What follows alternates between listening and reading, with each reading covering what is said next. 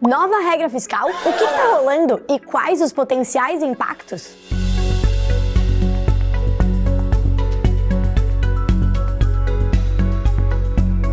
Depois de meses de antecipação e discussões, o governo finalmente anunciou as bases do novo arcabouço fiscal proposto para o Brasil. O tal arcabouço nada mais é do que um conjunto de regras para determinar a dinâmica entre receitas e despesas do governo, ou seja, a gestão das nossas contas públicas. Como tem vídeo aqui no canal da Rico te contando, a gestão das contas públicas e do endividamento do país no longo prazo é um fator essencial para a percepção de risco em relação aos investimentos por aqui. Essa percepção de risco impacta desde os mercados de renda fixa até as ações, a nossa moeda, de modo geral, todos os ativos financeiros brasileiros e a economia do país como um todo. É bem importante. Resumindo, para quem ainda não viu o nosso vídeo sobre esse tema, então, a gente pode dizer que a percepção do risco fiscal é o risco envolvido em toda transação de empréstimo para o Brasil, seja o devedor o governo ou uma empresa emitindo dívidas ou ações no mercado. Se investidores entendem que o Brasil é bom pagador por controlar os seus gastos e ter uma dívida sustentável no longo prazo, o risco é menor. Do contrário, o risco é maior.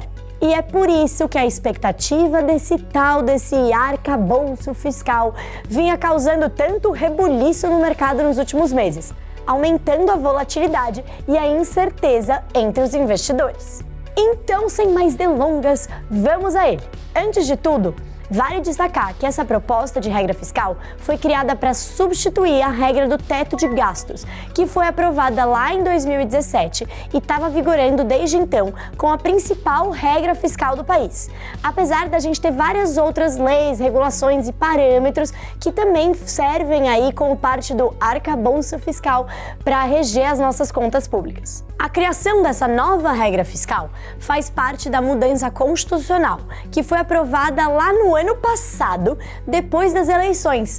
A PEC da transição, lembra dela? Tem vídeo aqui sobre ela também. Essa PEC da transição determinou um aumento de gastos para o governo para esse ano de 2023 e ela efetivamente enterrou aí o teto de gastos, mas ela também determinou que o governo precisaria criar uma outra regra para substituir o teto e apresentasse essa regra aí para o Congresso até agosto desse ano. O que propõe essa nova regra fiscal? Diferente do teto de gastos, que determinava que as despesas totais do governo federal deveriam crescer apenas de acordo com a variação da inflação do ano anterior, ou seja, congelar em termos reais, a nova proposta, ela determina que as despesas, elas vão crescer anualmente acima da inflação.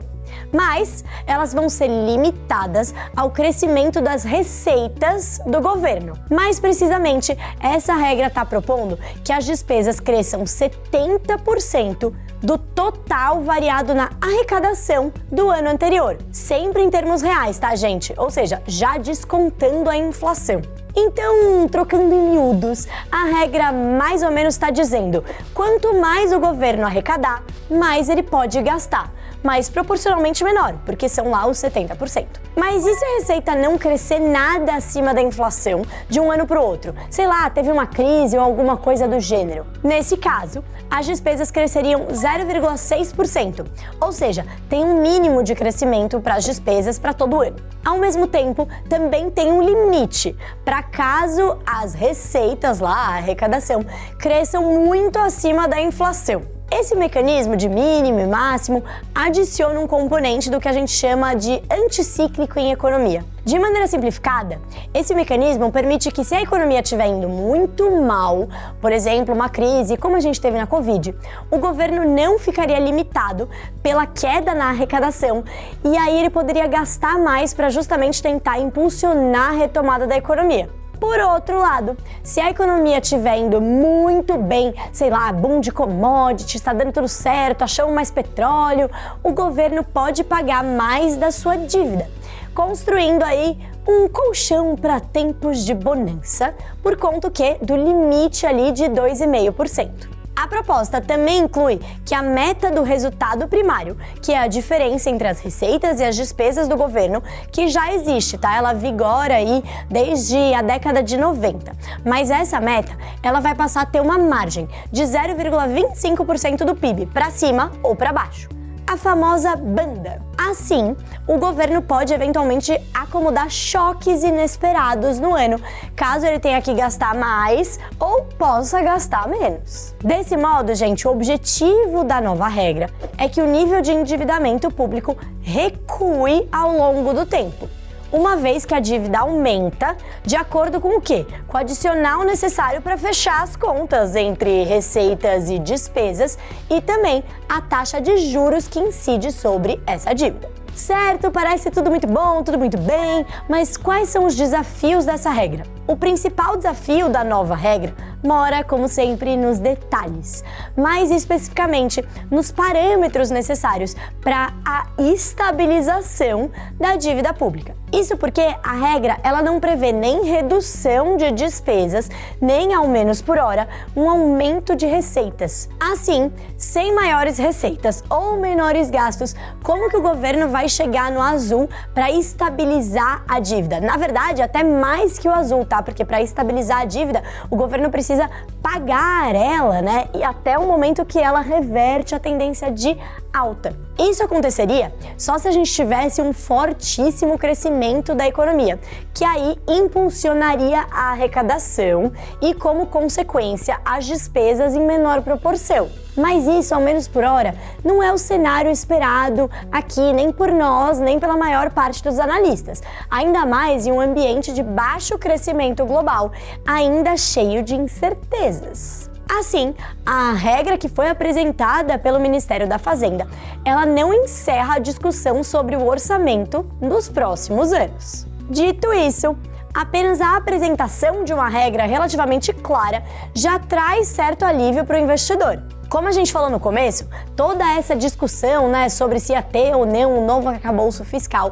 acabou alimentando a volatilidade e a aversão ao risco entre investidores em relação a investimentos até aqui, impactando ações, na bolsa, títulos de renda fixa e a nossa taxa de câmbio, o dólar. A apresentação do novo marco fiscal, por isso, deve contribuir para reduzir parte dessa incerteza e dessa volatilidade. Mas isso não significa que a gente mudou a nossa recomendação de cautela para os investimentos. Manter uma reserva de emergência segura em investimentos líquidos e conservadores, como Tesouro Selic ou fundos DI sem crédito privado, segue sendo uma estratégia essencial, principalmente em momentos de incerteza como o atual. Ao mesmo tempo, não se expor a riscos excessivos nos investimentos ou fora deles, como se endividar no cartão de crédito, por exemplo, e garantir a diversificação da sua carteira de investimento, vão ser os seus melhores amigos e do seu patrimônio nesse momento. Já para carteiras de investimento, a gente recomenda uma boa parcela em títulos de renda fixa pós-fixados para todos os perfis de investidor, assim como títulos indexados à inflação, os famosos IPCA+, e fundos de investimento multimercado. Esse último para aqueles investidores de perfil mais arrojado. Vale destacar, gente, que a gente vai seguir monitorando o impacto desses eventos para ativos e indicadores específicos, especialmente aí na renda fixa, que é a bola da vez, Mas, como nem só de renda fixa vive o investidor, na bolsa ainda existem oportunidades, mas a gente mantém a nossa recomendação de posições mais defensivas, como em empresas no setor de commodities, empresas com história de crescimento sólido e estável e de qualidade a um preço razoável. Para conferir as nossas recomendações completas e muito mais conteúdo, vai lá na Reconnect. É isso, gente. Até a próxima!